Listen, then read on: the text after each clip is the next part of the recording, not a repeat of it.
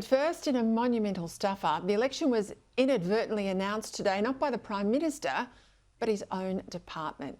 I mean, is there anything this government hasn't stuffed up in its 3 years in office? Now, initially, I thought this was a joke.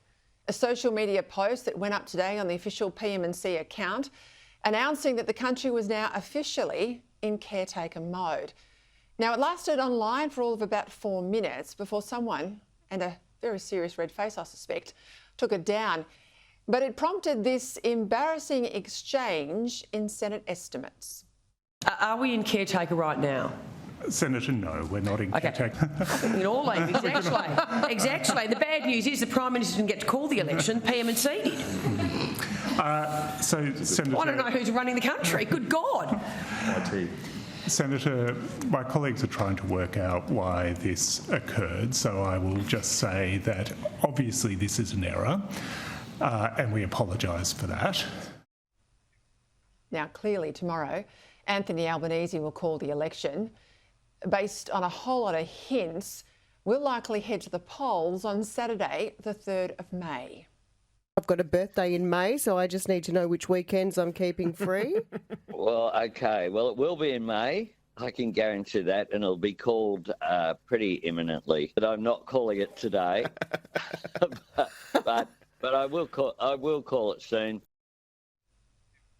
If this is all about a cunning plan to try and take attention away from Peter Dutton's budget reply tonight, well, I think the PM's failed. Effectively, he's actually short-circuiting his own budget and his own election announcement. And he's given the opposition leader a nationally televised speech tonight to kick off the start of the campaign.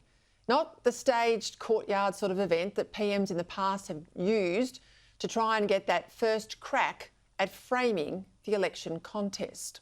I'll be relieved to know their days of standing on street corners waiting for the election to be called are over. And today I seek a mandate from the Australian people to move Australia forward. Moving forward, of course, requires conviction. It requires confidence. Moving forward with confidence also requires a strong set of convictions and a clear set of values.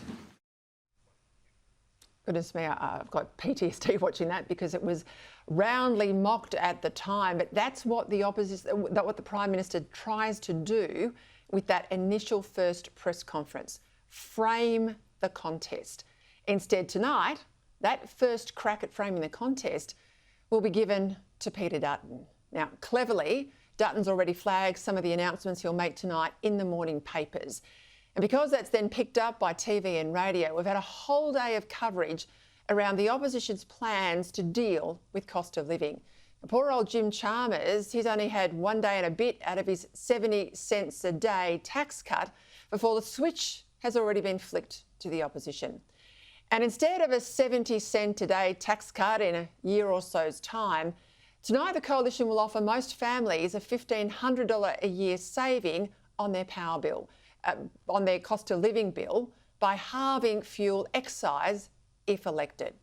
Instead of a small change tax cut next year, cutting 25 cents a litre from the fuel excise, or about $14 off an average tank of petrol, it gives people an immediate cost of living relief for anyone who drives a petrol or diesel car.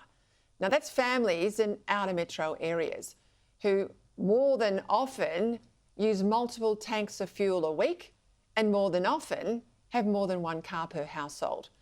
It's tradies too who need their utes for work and spend hours and hours in our urban traffic.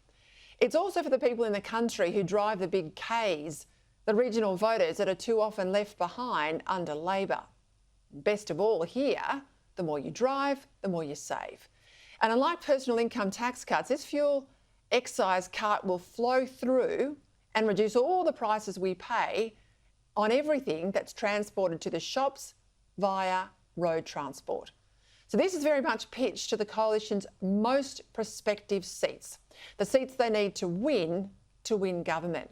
For those who vote Green in the inner city, not much here for them because they don't like to use their cars like the rest of us do. So I see this as also a bit of a sign of support for petrol and diesel fuel as well. And as it's temporary, targeted cost of living relief, the hit to the budget will be just a one-off $6 billion, as opposed to Labor's $17 billion hit to the current forward estimates, which will only grow over time.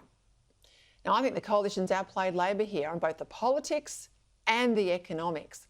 On the politics, because it's more cost of living relief sooner than Labor's insulting 70 cents a day. And on the economics, because it's temporary, it's not permanent, and it flows through to the cost of everything we buy that gets to us via a transport truck. Cutting fuel excise isn't new to Liberals. John Howard did it in 2001. Scott Morrison did it again during COVID. Now, back then, I hate to remind the Treasurer, he actually supported it. So the 22 cents a litre fuel excise cut, you supported? Yeah. But it's bad policy, isn't it? Well, I don't think it's bad policy to support people through difficult times.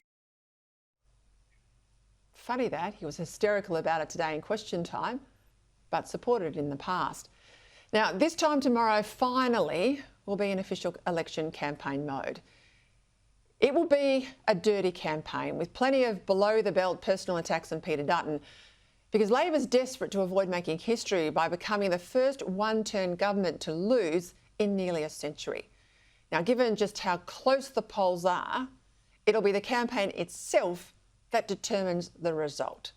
And the result matters, by God it matters, because the country can't afford another 3 years like the past 3 years with an 8% decline in our living standards. And those power bills that would be up by 45%, this is in the government's own budget papers, if it wasn't for Labor's handouts. There's no doubt the coalition started well. It's regained the momentum that it briefly seemed to lose after the PM delayed calling the election because of the cyclone. Let's hope they keep it up. Peter Dutton, well, I think he's also grown into the role of alternative PM. And I think he can be expected to handle the rigours of an election campaign far better than Anthony Albanese, whose last national campaign on The Voice was an abject failure. The one before that, his election campaign, well, it was a shocker. You mentioned the Reserve Bank earlier. Do you know the official cash rate off the top of your head? Oh, look, we can do the old Q&A stuff over 50 different... Are you just not going to answer those kinds of specific questions for this campaign? Not at all. What I was not going to enter into as an auction in terms of, the Tasmanian unemployment rate and the various rates that are put forward. It's up to people to ask whatever questions they want. Andrew. What's the national unemployment rate? National unemployment rate at the moment is, I think it's 5.4. Sorry, I'm not sure what it is. He was a train wreck of a campaigner last time, but he survived because he was up against Scott Morrison. Not like that this time.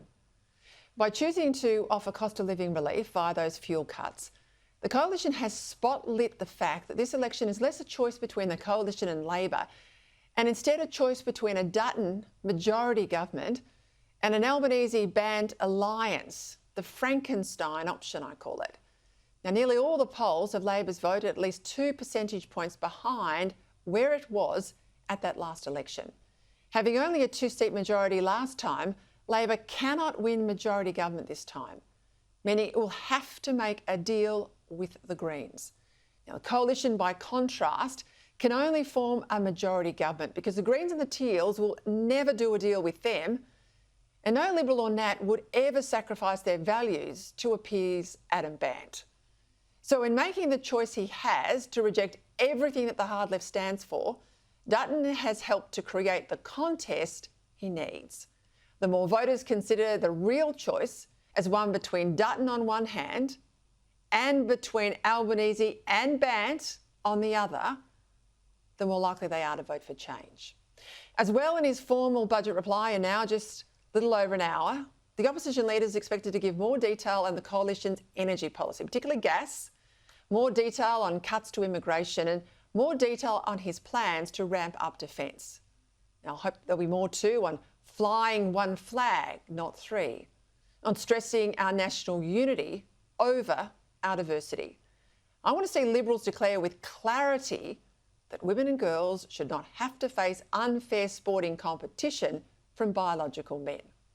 And I hope that Dutton will stress that immigrants can't just come here to share our wealth, they've got to share our values as well. Because this election is so much more than just what side is better for your hip pocket. It's about the sort of country we are, one comprising strong citizens or one dominated by ever bigger and more bloated government. If you think things are bad now, just think how much worse they could be after 3 years of the Greens pushing a very weak Anthony Albanese around.